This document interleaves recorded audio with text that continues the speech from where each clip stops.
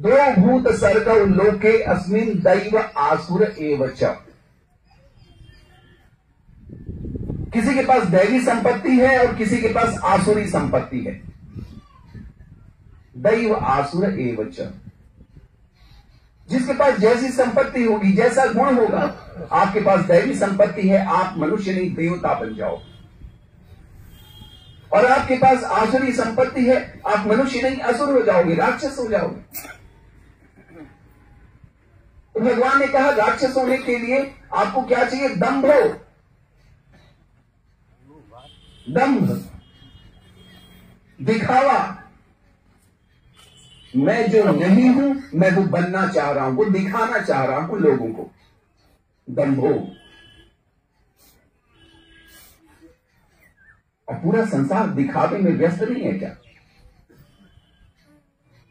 आप देखोगे सब दिखावे में लगे हुए हैं। मेरे पास अगर 10,000 रुपए आ रहे हैं तो मैं चाहता हूं कि लोग ये समझे कि मेरे पास 1,00,000 रुपए। मैं अगर साइकिल पर चल सकता हूं तो मैं चाहता हूं कि मैं बुलेट लेकर चलूं। मेरे पास अगर छोटी कार है तो मैं चाहूंगा बड़ी कार रहे मेरे पास। और ये जो दिखावे का काम करने वाले लोग हैं, इन लोगों को नपुंसक कहा जाता है। अंदर सामर्थ्य नहीं है, लेकिन उस सामर्थ्य को ओढ़ लेना चाहते हैं, दिखाना चाहते हैं। ये दंभ है। और जिसने भी दंभ का आश्रय लिया वो असुर है। क्यों इतनी महंगी शादियां हो रही हैं? 2 घरों का मेल है ना शादी। जो पिता अपनी पुत्री को पढ़ाकर लिखाकर बड़ा कर रहा है, उस पिता को अपने परिवार और अपने दामाद के परिवार को दिखाने के लिए, संतुष्ट करने के लिए समाज में इतनी महंगी शादी करनी पड़ रही है कि वर्षों वर्षों तक बेचारा कर्ज में डूबा रह रहा है। और हमारे समाज को क्या हो गया है? उन्हें लड़की चाहिए, उन्हें पुत्री नहीं चाहिए, उन्हें पुत्रवधू नहीं चाहिए। दिखने में सुंदर हो, चलती ठीक हो, अच्छा पहनती हो, नौकरी भी करती हो, दहेज भी लेके आती हो, नाचती भी हो। अरे तुम चाहते क्या हो एक लड़की में शादी के समय? और उसके बाद आप कहोगे कि घर में लड़की आई तो है शादी करके, लेकिन बेटी की बराबरी। तुमने बेटी मांगा कब था? तुमने तो सामान मांगा था, तुमने तो दहेज मांगा था, तुमने तो पैसा मांगा था, तुम्हें तो गाने वाली चाहिए थी, नाचने वाली चाहिए थी। अब तुम बेटी खोज रहे हो। दंभो। ये समाज में जो बुराइयां फैली हुई हैं, दहेज की बुराई, पारिवारिक टूटन की बुराई, आज जो हमारे घर न्यूक्लियर होते जा रहे हैं, छोटे छोटे परिवार, इस दंभ का परिणाम है। दंभो। भगवान कहते हैं जिसके पास दंभ है वो राक्षस है। दर्पो, घमंड। मेरे पास कुछ है, आपके पास ऐसा नहीं कि आप ही के पास कुछ है, सबके पास कुछ है।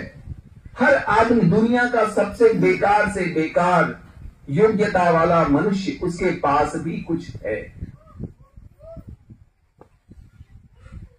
आपको अगर दर्प है तो ये आपकी समस्या है, आपको अगर घमंड है तो ये आपकी समस्या है।